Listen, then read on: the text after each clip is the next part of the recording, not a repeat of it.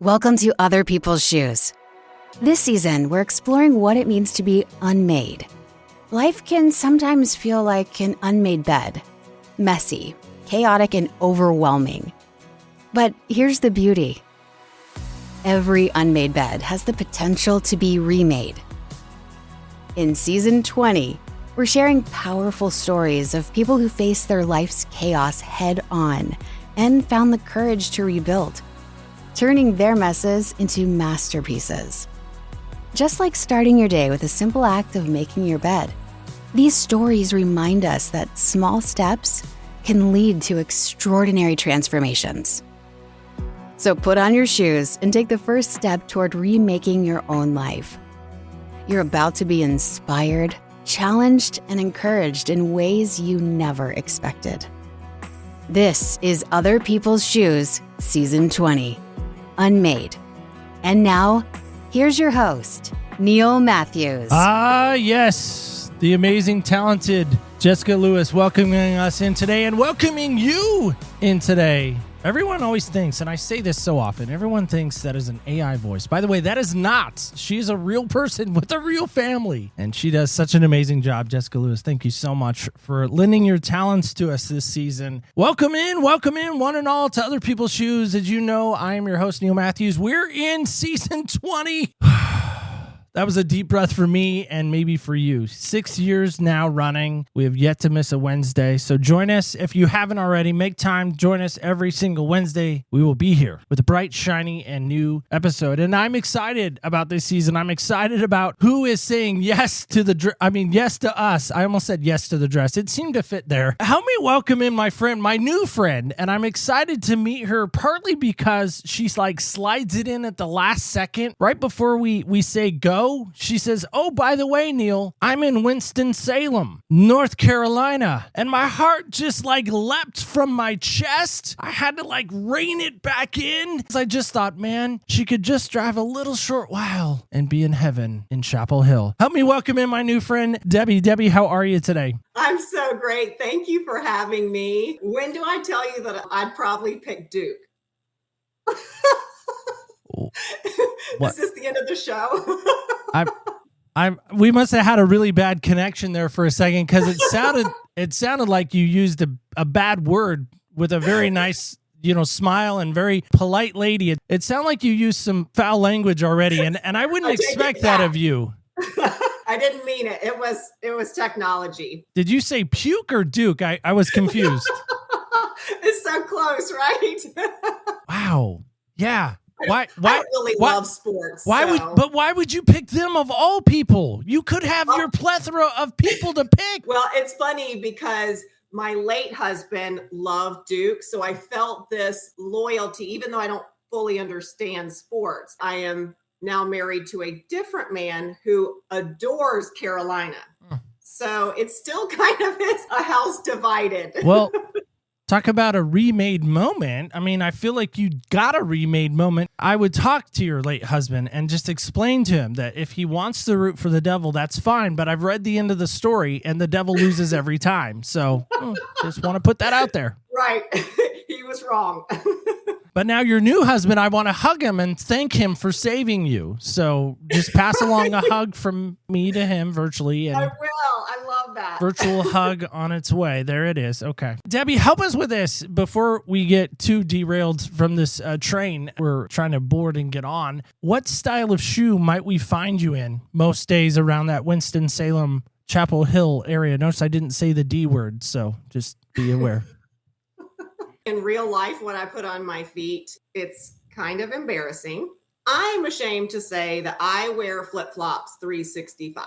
Why are you ashamed to say that? You should not wear flip-flops in winter. I will take real shoes with me in the car so that I can put on real shoes like boots in winter. But then when I get back in the car, it's flip-flops for life. I'm wearing them right now. This last year or so, maybe 2 years now, Crocs, the company Crocs, you're familiar and maybe have seen those. They came out with a line of school endorsed shoes or school branded shoes. And they're white white, my Crocs are, and they have a North Carolina logo on them. And I was against Crocs for the longest time. That was the one pair of shoes I would refuse to wear. And then somebody pushed on me and said, try them. If you're really going to truly be the essence of your show and walk in other people's shoes, you should walk in Crocs. And I thought, that's the dumbest thing I've ever heard. I'll go for it. And so my birthday came around in March, ironically. March Madness, my birthday. It's like God knew. He knew I needed to be born in March because he knows how much I love Carolina basketball. He knew that also. And so my sister lovingly helped support my Croc purchase. Put in $20 so it made the Crocs not as expensive. And so I do wear them around the house. If I were to wear them in public, I have to give her back said $20.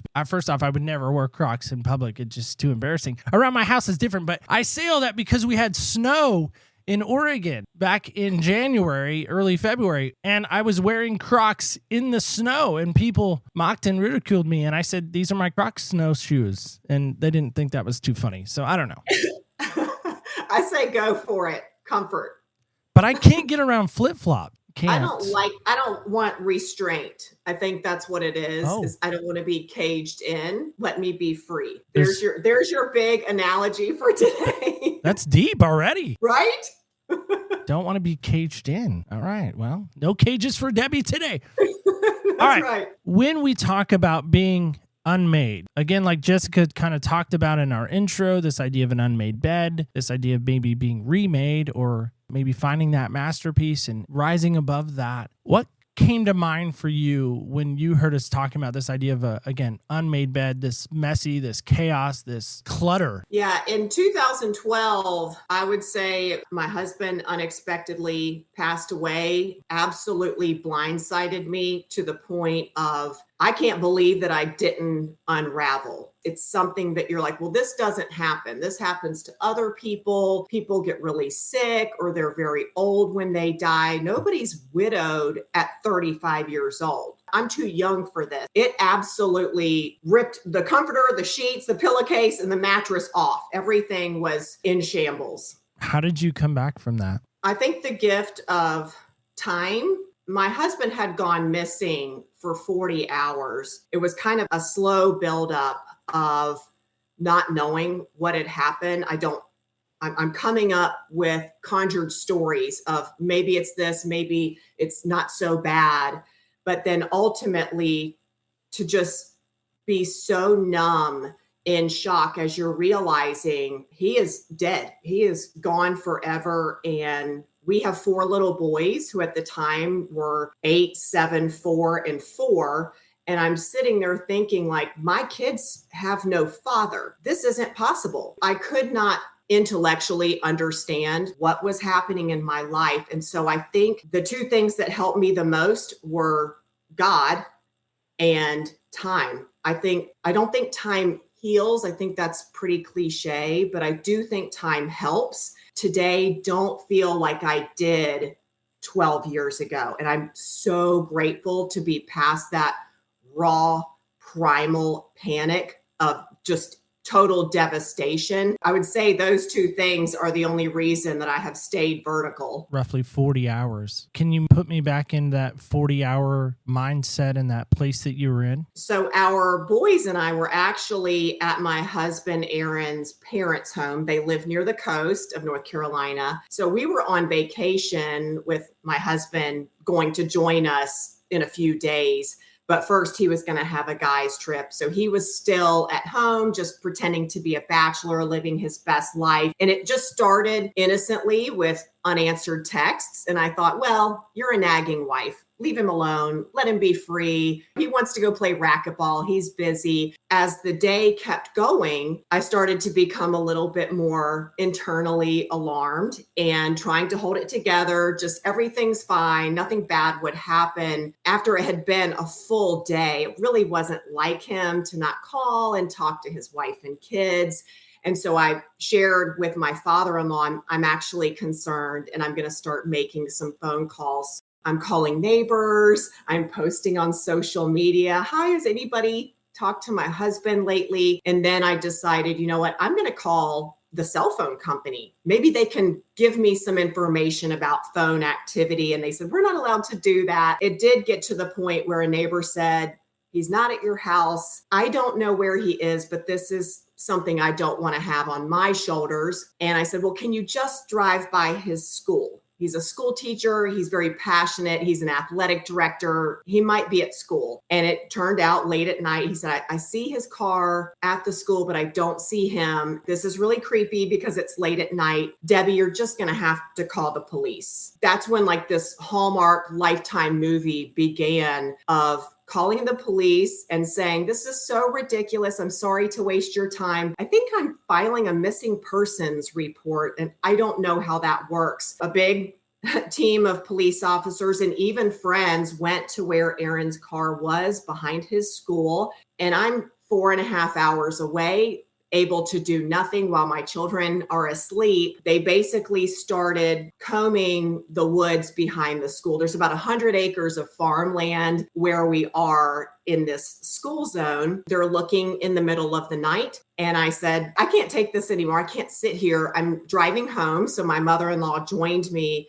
So we drove through the middle of the night as everybody's got flashlights and trying to call him. They're bringing in police dogs. They're getting ready to bring in the thermal helicopters. They have squad teams mapping out this 100 acres. We get to the school at maybe 6 a.m. I'm interrogated by the police asking, do you know where he could be? Is he on drugs? Are you all on the brink of divorce? Just wild questions that you never think you're going to have to be asked. At about 7 a.m., we have the gift of sunlight. My husband loves to go hunting. They said, do you know where he hunts? Do you know where he has any deer stands? And I'm like, I don't know, because I'm always stuck at home with 4 little boys. I don't go hunting with him. I don't track him. His sister said, I'm going back in now that I can see. Within a few seconds, I heard this shrill scream echo through the woods. I'm again doing this self-talk of everything's fine. Everything's fine. He's got a broken leg and that's horrible. We'll work through it. Everybody but me went running into the woods as I just stood motionless as if I'm cemented to the ground. Then the police told everybody to get out of the woods. So all I see are friends coming out of the woods crying and saying, I don't know. I don't know. Then it's, again, this Lifetime Hallmark movie moment of the police officer coming up to me and saying, I'm sorry to tell you that your husband is dead. It's like I couldn't process. You're not able to hear anything. You can't see anything. You can't feel anything. I'm like, no, he's not. No, he's not. Again, just motionless. And I look over to my mother-in-law who's sobbing her eyes out, calling her husband to say they found him. He's gone. And now my father-in-law is having to deal with my 4 children who are still asleep, not knowing their dad is gone. The detective came to me and said, your husband was in his deer stand, working on his deer stand, and he was not strapped in. He has fallen from a very high place on a tree. Actually did not die on impact, which I would guess he was maybe 30 to 40 feet high. Didn't die on impact. He said he looks like he tried to slide back down the trail to get back into his car. No one knows when exactly he died. No one knows exactly how long he was laying on his back in the middle of the woods. No one hearing him, no phone nearby, no nothing. It was so unexpected. Obviously, that sounds stupid to say. I think the only silver lining I can find is how wonderful that your last minutes are doing what you love in the place that brought him so much serenity, because he would go to his deer stand here and there. He loved being in nature. He loved the silent stillness and away from his crazy family. It definitely has been traumatizing. Again, I'm grateful for God and time to not still be in that parking lot watching them bring my husband out in a body bag. Wow. How do you raise boys by yourself? How do you begin to pick up pieces as a mom? Listen, I've heard boy moms, they're different. They're wired different. They're made different. They're absolutely different. They're different women. There's a whole different category for boy moms. I've heard this. I don't know. I'm not a boy mom, obviously, because I'm not even a mom. But I've had friends that are boy moms, and they're like, listen, we're just made different. We're just created different. Push on that if you want. Ladies of the world, I don't care. But I've heard that, and it's factual. I read it on the internet. Anyway. That's right. Yeah, I'll take that as a compliment. You should, because I meant it in all intents and purposes as such. How do you navigate boy life without dad? How do you pick up the pieces again and start a new relationship? How does all that happen? Great question, especially having with the twins being 4 years old, mentally, they're so limited in what they could even understand and process. And the energy level is very high. I always say my house is filled with volume, violence, and destruction. You kind of feel like it's a little bit like having pets. So lots of animals with not as many feelings or words as girls have. So I appreciate it. I'm glad that I only have to learn one gender to raise. But I think they very quickly understood the concept of death. Surprisingly, they never asked, when is daddy coming home? Is he going to be home tonight? It all ended that day. And I actually see it as a blessing to not have children. I could have stayed in bed. I could have been rocking in the corner, clutching a bottle of vodka to soothe myself, but kids don't allow that because they want a peanut butter and jelly sandwich at dinner time. You have to bathe them. You have to take them to school. So it actually helped me to say, we have to do this. There has to be some semblance of routine that continues. And we are still a family, just a smaller family. But I think it almost bonded us, like this wolf pack symbolism to me of like, we're even more united. I told them I can never be two parents. I will try my hardest, aim to be 1.5 parents. None of you are now the men of the house. You're not picking up extra responsibilities. Instead, I'm just going to rely on God to funnel in the strength and stamina needed. So it really was one step in front of the other. We did have family for a couple of weeks in the house to just help me get my bearings. Even walking to the mailbox was very challenging for me. It felt like this is all I can handle for the day. I think slowly over time, again, going back to the gift of time, you're kind of thinking, this is really hard. We are going to be okay. We will be okay. We will not disintegrate. We will not crumble. Yes, it will be hard. What if this helps us to build resilience that we never would have had? What if we're learning the truths of the Bible, that if Aaron had not died, it would have seemed storybook, fables and myths. And well, that sounds really good. Heaven sounds really good. Streets of gold. Yeah. But instead to say, no, he's alive, just not here. It kind of brought the Bible more to life for me, and hopefully for our sons as well. As I look back, I'm like, what purpose does pain have? Can we kind of see how complacent and monotonous life was, that this jolted us out of it? How can we mine out all of the blessings? And again, he passed away in August. So it was really helpful that these boys went to school all day so that I could kind of compartmentalize the grief. I could ride the wave of grief and then pick them up in the afternoon, usually go to the drive-thru for dinner because I couldn't be bothered to cook. It was just a slow process, and I'm very thankful for friends. I think in advance, we need to have really good friendships and relationships because those people really showed up and kind of kept us with our head above water where it would have been easy to sink. So it's hard to answer that, but I feel like it was incrementalism. It's how we survived. As a wife, knowing full well that may have been it. Love may have been done at that moment. And now, as you talk about a new husband and a new love, I mean, I would imagine, I don't know, but I would imagine it was maybe hard to start over again. And maybe there was a sense of, am I unlovable because I had to walk through this? Is there anything redeemable about me, God? Listen, I'm not a lady again. I know, hands up on that. I would imagine a lot of ladies deal with self-image and body image, and am I pretty enough? Am I this enough? Am I all the am I and nots? And sometimes I've even heard some people say, well, I'm damaged goods now. I can't be remarried. I can't be remade. I'm gone. I'm just on the island of misfit toys, perhaps. But you're standing here as a remarried woman even. I told my husband's mom when she said, I want you to know, we want you to be able to move on in life and love again, which just such a saint. And I said, I had enough love for a lifetime. And the thought of loving again seemed absolutely impossible because I had found Mr. Wonderful. There is no one else. And so, like you said, it was exactly that. I went to the guy who helped initially search for Aaron. I said, I'm damaged goods. I've got all this baggage. I'm this old lady with a truckload of kids. Who wants to marry some lady in her 30s with this litter? And he was like, are we about to talk about feelings? Because I don't want to talk about feelings. And so what I did was read a great book called Search for Significance, because my issue, I didn't read grief books. I'm like, I got so much of my identity in being his wife. So now you're not his wife, you're just you. And like you said, I'm like, what is the value of me with no one?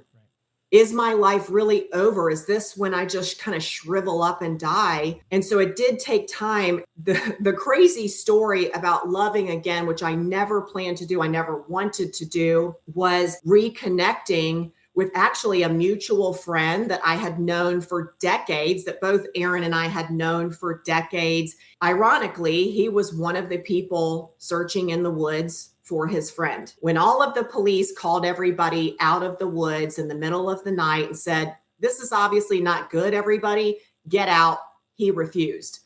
So he stayed in where the cops didn't know he was in the woods, searched for him for 7 hours because he loved his friend. That's all it was. We kind of reconnected just because I hadn't seen him in a while. And now I'm seeing him at my husband's funeral and different events to commemorate my late husband. And it was this creepy, weird, who would have guessed connection of, hey, we're really friends and you're actually more friends with my husband. I think there's something there. That was a lot of survivor's guilt that kicked in tenfold to be like, how dare you like someone again? How dare you smile again? What are you doing? Why would you like anyone again? You have children with someone else. So it was really hard to remind myself on repeat, you're not divorced.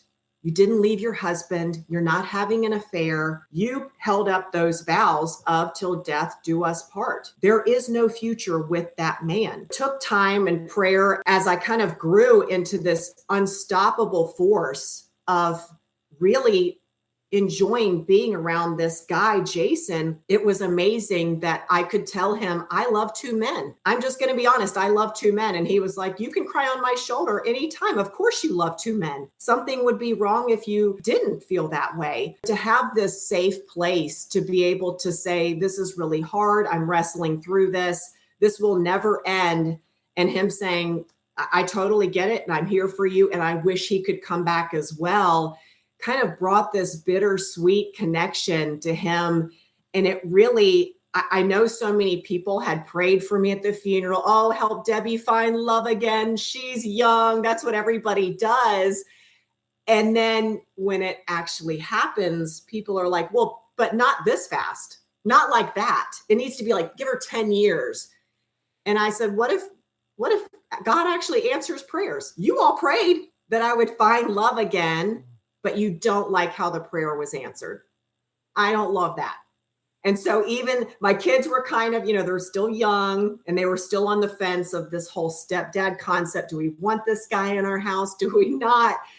I was like, I have total peace about this. And it was never part of none of this is part of my plan. I never would have predicted this outcome as a child. And yet it has felt so right to be able to have married two amazing guys. I'm like, I'm at the jackpot. This is crazy. And to be able to still grieve and have my first husband's pictures all over the house, and for him to even ache for the friend he looked for but didn't find is very sweet. I always say it's creepy because it sounds so bizarre, and yet it's so wonderful too. Well, as you know this, we had a series called Dear, the idea of writing a letter to someone that for whatever reason we couldn't send it. I wonder about that for you. Instead of a letter, maybe I give you a weekend with Aaron. One more time. Have you ever allowed your imagination to maybe go in that direction in any fashion? I have never thought of this. I've never had this shared with me. This is kind of mind-blowing. I just think, and this is hard for me, I have said for years, I really hope I go first. I don't want to have to start over. I don't want to have to walk the road that you walked of finding someone else. In my mind, there isn't ever going to be another Elizabeth. That's my wife. I've known her since I was 16, 17 years old. Skipped a class to ask her out. She's my world. And I pray that it's me first. I don't want to be here. I want her to remarry. I don't know if she'll probably find a whole lot of different, better, and probably less Carolina influenced, I would imagine. Her next guy will probably like Duke for all I know. I've thought about that. I mean, I'm 45 now. I've thought about that. And I love the book, The Shack. That's maybe part of the reason why I call my little studio out here the Shoe Shack, is because I love the book, The Shack. The main character gets to spend a weekend with God, and it sounds amazing. And so I've taken my imagination and I've thought, well, who would I want to spend a weekend with? I mean, there's a list of people, my grandmother being one of them. She died in 97. I have friends from high school that have passed that I would love to maybe just have one more running race with them. My wife and I lost a child before my daughter. I would love to spend a weekend with that child. I mean, there's a lot of people, as I said, on this list, but I really hope that's what heaven is. It's one giant weekend with those loved ones that we've missed, that we love, that we can't see anymore. Maybe that's what compels me to want to go to heaven and do the things, do the work to get me to heaven. I'm not access card denied. You know, when I swipe my badge, sorry, your badge doesn't work. Can I get a new badge over here? No, you can't get in. Again, if you allowed the imagination, and maybe it's not good, I don't know. I'm not a psychologist. I don't have a doctorate. But would you allow your imagination to go there, or is it too hard to do? Oh, absolutely. My goal has always been for the kids and me is to keep the wound clean. I have inflicted pain on my children in order to prevent anything from fermenting under this metaphorical Band-Aid. And by that, I mean to allow them to cry, to say, what memories do you have of Daddy? What do you miss about him? Do you remember this birthday? Do you remember him playing with you at the zoo or driving cars on his back? What do you think he's doing now in heaven? I tried to have really hard conversations, even as young as they were. Nobody wants to cry. Everybody wants to say, everything's fine. I'm just going to go play. And that's not the approach I wanted. I wanted to keep memories fresh, but also allow them to feel the pain, to be honest, and for them to see me struggle and to say, let's do the hard things, whether that's spending a weekend of what if, or because I've had a lot of dreams are so special to me that include Aaron. So I am always willing for the kids and or myself to say, how can we make sure that we keep him significant and really flesh out all the feelings involved, all the dreams that never came to fruition. I'm always willing to do that work instead of just saying, no, everything's fine. I'll just sweep it under the rug. I've remarried and I will just love this man and pretend that nothing ever happened. So I think it's a great concept for sure. What do you miss most about Aaron? Wow. Nobody's ever asked me that. You know, I think it's his joy. It was exuding from him. I mean, strangers would say, how are you so happy? Like something's different about you. And he had a way of smiling with his eyes. And he would say, it's Jesus. So much love to watch him play with our children. He really enjoyed them. He wanted to get on the ground and hug them, be on their level. And every time he walked in the door, our entire marriage, I had butterflies every single time. I think it's the joy part. You can't grasp it. It's definitely my favorite thing, I think. That's such a good question. I love that. Well, I'm glad you think so, because I asked a lady once and she about bit my head off. So that's good. Oh, no. She's like, how dare you ask that? And I said, well, here's the reason why. I believe everyone has a trait or a quality or something about them that makes them uniquely them. I've had the privilege many years now of walking through funerals or walking through death or hospice type care with folks. And I will ask the family that from time to time when a loved one has passed, and they'll share sometimes they get grouchy. Most of the time they share. But in that, I say, great, take that trait, whatever it may be. In this case, you're mentioning Aaron's joy. Take that joy that Aaron had and now go give it to the world. Go give it to the world. Go give it to your boys. Go give it to the neighbor that maybe is a Carolina fan and you're not friends with them. Whatever it may be. Go give them that joy, because that, in my mind, is a way for them to keep living on. You keep a piece of them with you. And I think there's power in remembering them. I mean, I would imagine, again, Christmases are hard. Birthdays are hard. Anniversaries are hard. What do you hope the boys have learned from you in this process? Wow. I hope so much. Ultimately, all I've ever cared about, did fear becoming a single mom. It was one of my top 5 fears in life. And I thought, well, if you fear it, it won't come true. Well, your deepest, darkest fears actually can become reality. I think my biggest fear in life is that any one of my kids would not know Jesus. I was like, if we're going to spend forever in eternity and only a blink of an eye here on earth, eternity is a really long time. And to have the fear of standing across this huge chasm when it's all said and done, and knowing that they're not going to be with me, that they're condemned to this horribleness, to me, it really had me fearful for many, many years. But I'm like, this is all I care about, that we trust an unknown future to a known God, that no matter what you go through in life, yes, pain can be profound, but God is bigger. He will never leave, regardless of your circumstances. He is still trustworthy. And so I think that was my number one. It was never about my kids being happy. It was never about me being happy again. I think more of a focus on the holiness aspect of it. And I'm like, if it took Aaron dying,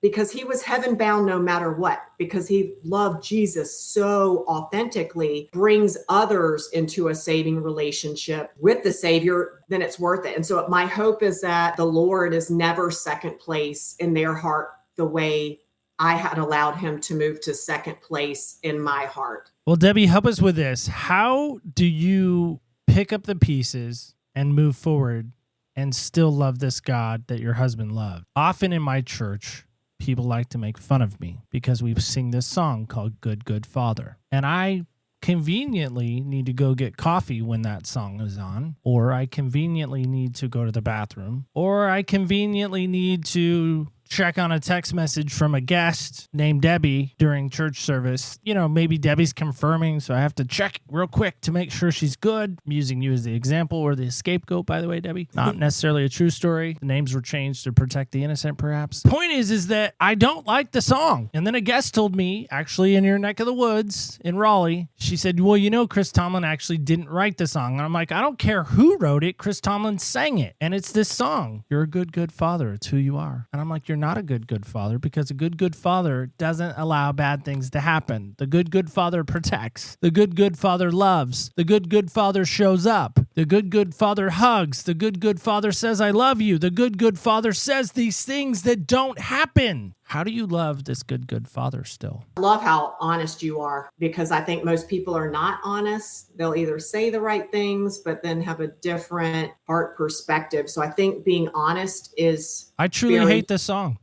I'm not kidding. I can't stand it. Yeah. I have such, I hate Duke, and I'm openly saying I hate, and on purpose. I put Duke and the song Good, Good Father on the same level. I loathe them both, to quote Wicked. I loathe them both. Yeah. When I was at the funeral home looking at the casket, I was sitting next to my brother, and he was like, I am so mad at God. I am so mad at him. Why would he do this? He was such a nice guy. You've got 4 little kids. Why would he take someone so good? Aren't you mad? And I looked at him and I was like, I love that you are real. And I think God can handle your anger and your questions, all of that. I do not personally feel that anger. I don't think it's wrong to feel the anger. I personally don't. I'm like, all I can see is the sweetness of God. It's all I can see. I see how much he suffered for me. on a cross. That wasn't pleasant, to take all the sins of humanity on him and to be separated from the Father, to feel this wrath because of me. And then I'm pouting because we're all going to die. Because I didn't get my way, I'm going to stomp my feet, which, by the way, won't change reality. He's not coming back. Feel that anger, voice it. My concern is don't stay there. Don't marinate and let it fester into this bitterness that you can potentially have. Because even in the moments as I'm waiting for the wildlife people to investigate a crime scene, I'm watching and waiting for my husband to be brought out of the woods, I'm having a silent conversation with God. And I'm like, you allowed this. You knew from the beginning of time this would happen. I cannot handle this. It's never what I would have planned for my life. I would have picked different struggles. You are still good. I'm very jealous that you get to see Aaron's face and that he gets to see the face of God. I'm putting all my eggs in your basket. I have nothing else. You're the reason I get to breathe. You're the reason I am alive. We don't always get our way. There are horrible atrocities happening in the world that bring so much sorrow. Just because of my circumstances doesn't change the reality of what I've been anchored to, thankfully, since a little girl. I haven't always been a great Christian. It's kind of more of a convenient Christian, a complacent Christian, a lukewarm Christian, college and all of that. I think I had been anchored enough into God through other little earthquakes that led up to this significant earthquake that I'm like, yes, even though bad things happen, this makes me long for heaven, where it is all wonderful. It is all perfect. Yes, we will continue to have struggles and wrestle with them, rightly so. God is still good when life is grim, is basically how I've seen that. And I think that for me, that's come from so much time reading his word, trying to understand God's character, because I think people are like, well, I've had bad times and that's not fair. And you're right, it's not fair. And that's the world that we live in. If I can cling to this rock and stay vertical, I'm like, there's something trustworthy to that. And so I think everybody is on their different journey of acknowledging those hardships and those pains in our past that bring us to who we are. I love being able to just lay it at God's feet, to tell him, got to the point saying, I'll do anything, anytime, anywhere, at any cost for you. And it has never done me wrong. He's the one that never leaves or forsakes. It's hard to, I wish I always wanted to like displace my faith onto my kids, and they've had to come into their own, how do I feel about this Jesus guy? They've had to do that themselves. And so I think everybody is on a journey, but I think the honesty is very refreshing. Problem is I try to put God in my dad's place, and I try to see God through my dad, my earthly dad. My dad's never going to measure up. My dad is never going to measure up. I'm putting all these expectations on him to be, or I put all this expectation on God being my dad, my earthly dad, because again, that's the only example I've ever physically seen. And somebody's like, you got to erase that. You got to etch a sketch that, shake it, start that picture over again, and realize that God is not your dad in the earthly sense. God's never going to fail you. And I'm like, yeah, but it kind of feels like he does sometimes. And I love what you said there. You said, we could throw a temper tantrum, adult temper tantrum fit. And like, you're not doing what I want. You're not giving me the golden goose like Veruca from Willy Wonka and the Chocolate. I want it now, daddy. You know, it's my fake British accent. God really truly gave us what we wanted. It would be bad. Is there a single message maybe you would say,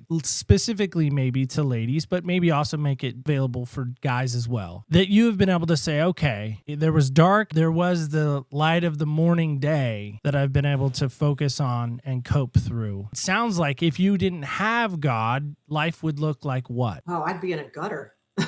I'd be totally in a gutter. When I started grief counseling, I was like, am I just going to become like one of those girls that's got like a revolving front door with a bunch of guys going in and out? I'm like, let's just be honest. I am still a girl. I'm only 35. And the grief counselor is like, what are we talking about? I'm like, are we going to be real or not? In and of myself, I have nothing. I'm so frail and incapable. A lot of times, if I hadn't had God, I'd be totally in the alley. My life would be in shambles. Absolutely. Do everything in my own strength. So I'd be under the covers and forever mourning. And that, to me, is not a life well lived. But it's like you said, you're being honest of saying, these are some of the things that weigh heavily on me. And so a lot of times women are afraid to talk to me about widowhood because they think if they speak it, it will make their husband drop dead. I've had people say, I don't want to sign the will. He's going to die if I sign the will. I'm like, well, he could. What if he does? Then what? I mean, walk the line, walk it through to completion. A lot of times tell people, they're like, what do I do now? I'm not a widow. What am I supposed to do? I always say, like, well, just take an accurate assessment of life right now. Are there any fault lines that need to be addressed right now? Do you have financial things that need to be ironed out? Marital problems that need to be ironed out? Maybe you have a passive faith.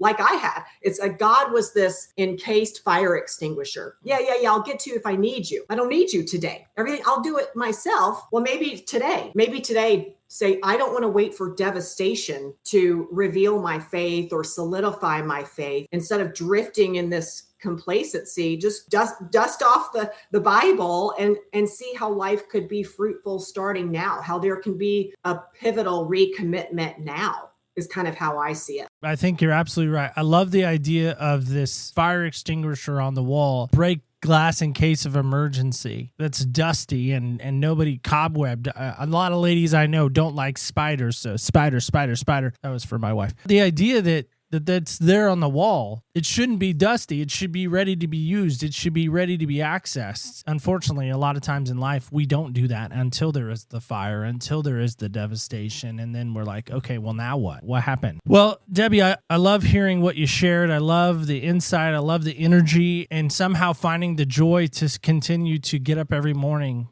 and to be about the business of helping folks. So if people are interested in knowing more of your story, wanting to connect with you, is there a social media that you love maybe more than another that you're more active on? How can folks do that? Well, I'm old, so I love Facebook. So I am on Facebook. I think the easiest ways are to find me on Facebook. I've got a couple of online businesses. One is Fit with Deb. The other one is Mom Sanity, because all moms are crazy. And then I'm Debbie Wilkins Baisden. So I love connecting. I do have a free widow to widow Facebook group that anybody can join if they just kind of want some support and encouragement. Again, free to join for anybody who's faced loss. I definitely want to be supportive in any way that I can. Well, that's awesome. We really appreciate what you shared. I feel like we need to leave with some laughter. How do you feel about that? And being that you have boys and being that you're in the fitness space, I would imagine you're somewhat competitive. Like, how would you rate your competitiveness on the scale of 1 to 10? Like, competitive, most like hyper competitive, or like, I don't really care about competitiveness? I'm a 5. It depends. All right. We do this thing at the end of the show. It's called Heel Hustle. I don't know where we got the name from. You could maybe guess it. I don't know if you have any guesses, maybe. I'm going to pretend that it's about in other people's shoes and not. Oh, it's a shoe heel. Right. It's a shoe heel. Of course. It's not about the Tar Heels. No. Why would we talk about the Tar Heels? There may be a podcast named Heel Hustle on YouTube only, exclusively on YouTube, called Heel Hustle, that talks about Tar Heel stuff. But that's not what we're talking about, even though it might share the same name. So anyway, all right. Here is Heel Hustle. Zach, take it away. It's now that time in the show to play the fastest growing game in the podcast world. We call it Heel Hustle. Today our guest will try to answer all 6 of these questions in 60 seconds or less to win an Amazon gift card. Amazon not responsible for this commercial spot, nor did they pay to let us use their name. Audience, feel free to play at home. Are you ready? Let's put 60 seconds on that clock. Ready, set, hustle! The game begins in 3, 2, 1. All right, Debbie, one person you would trade places with for a week. Barbara Streisand. Barbara Streisand. Wow, that's a first. Guilty pleasure. Oh, reality TV. Of course. Best compliment you ever received. That I'm a good mom. Oh, that is a good one. Worst piece of advice ever.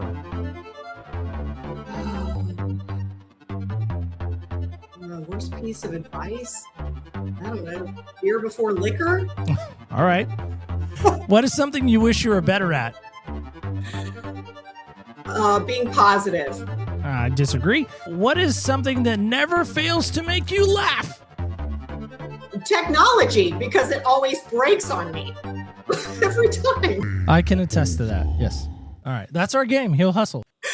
Dabby, thank you. Truly, thank you so much for what you shared. I love your heart. I love your energy. I love practical stuff that you gave. I love that you were so honest with us and walking us through that horrific time in your life, and that you can still stand here smiling, to me, is a true testimony of not only your faith, really you as a person and your ability to kind of rise from that and really make a difference for other people. And now you're doing that, reaching out and helping other people. So that's awesome. All about what I'm about too. So I love that. I appreciate being able to be a guest. It's such a privilege for me. I'm so in awe of you. Well, that's very kind. All right, guys and gals, kids and campers alike, that's it. That's all. We're off and running. 2 shows down now. Lots more to come. You know, as I sit and ponder about what Debbie shared today, I cannot help but think about being in the woods with those searchers for her husband. Here's my take, is that maybe there's someone in your life that you've been searching for. You want to find them desperately. You want to look for them desperately. You don't want to believe that they're really gone. Is there said person? Who comes to mind for you? Like when I said that, who was the first name that jumped in your head? Do they know that you miss them? Do they know that you would miss them? Do they know that you love them? Recently, somebody challenged me to give my mom a hug. For those that know me, that's kind of a struggle. I struggle with that because I didn't get a lot of physical affection as a child. It's hard. But let me challenge you on this today. Can you go find that person that you thought of, that name that jumped in your head if you're able, and give them a hug? Let them know, I miss you. I want you. I need you. Let me know how that goes. You can let me know at opspodcast.com. It's a great place to let me know. You can let me know on the socials at OPS Podcast Show under Facebook, Instagram, and Twitter, or X, whatever you want to call it. And don't forget this when we go. Please do not forget. Remember, when you walk in other people's shoes, you really do get a different perspective on life. Thank you so much for listening, and stay tuned till next week when we walk in other people's shoes.